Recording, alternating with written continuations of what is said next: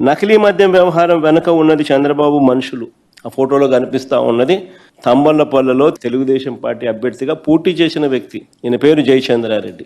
Telugu Desam party అభ్యర్థిగా ఈ వ్యక్తి జయచంద్రారెడ్డి అనే వ్యక్తి పోటీ చేస్తా ఉన్నాడు. చంద్రబాబు నాయుడు అనే వ్యక్తి ఆయనకు బీఫామ్ ఇస్తా ఉన్నాడు. పోటీ చేసిన వ్యక్తి, మొన్నటి ఎన్నికల్లో ఆ పార్టీ క్యాండిడేట్ గా ఉన్న వ్యక్తి. మరో వ్యక్తి జనార్దన్ రావు, ఆయన పక్కనే ఉన్నాడు. జయచంద్రారెడ్డి పక్కనే, చంద్రబాబు నాయుడు పక్కనే, ఆయన జనార్దన్ రావు. ఈయన సురేంద్ర నాయుడు.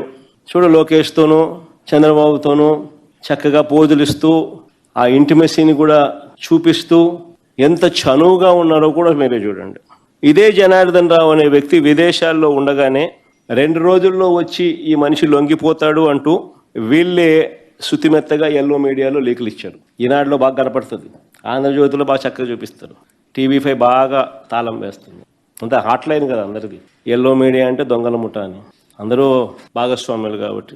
దీని సారాంశం ఏంటంటే జనార్దన్ రావు ముందుగానే ఆయనతో వీళ్ళు మాట్లాడుకోవడం, ఆ వెంటనే ఆ జనార్దన్ రావు 2.5 సంవత్సరాల కిందటి నుంచి ఈ వ్యవహారం జరుగుతోందని ఆయన నోట్లో నుంచి అలా చెప్పించడం, దానికి పూర్తిగా ప్లేట్ ఫిరాయించే విధంగా ఆయనతో పూర్తిగా ఒక స్కెచ్ గీయించడం.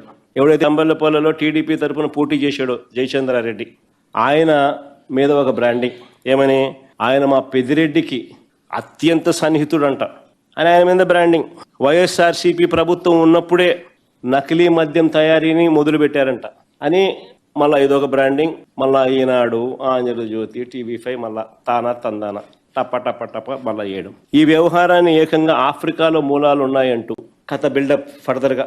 అధికార దుర్వినియోగం అన్నది ఏ స్థాయిలో ఉంది అని అంటే, ప్రభుత్వంలో ఉన్న ఐవీఆర్ఎస్ కాల్ సెంటర్ను ఉపయోగించుకొని తన మాఫియాలో ఒకడైన తన మనిషి జనార్దన్ రావు ఇచ్చిన వీడియోను చూయించి, ఆయన చేత ఒక వీడియో చేయించి ఆ వీడియోను ఐవీఆర్ఎస్లో చూయించి, దాంట్లో మాజీ మంత్రి జోగి రమేష్ పేరు చెప్పించి ఆయనతో ఆ వీడియోలో ఉన్న వాయిస్కు మరికొన్ని వక్రీకరణలు జోడించి వాటిని ఉధృతంగా కూడా ప్రచారం చేయడం.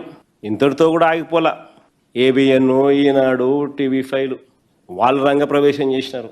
జనార్దన్ రావు అనే వ్యక్తి ఫోన్లో చాట్స్ అంట జోగి రమేష్తో అని చెప్పి అవి చూపించడం మొదలుపెట్టారు. చూడండి ఒకసారి, చేసేది వీళ్ళే.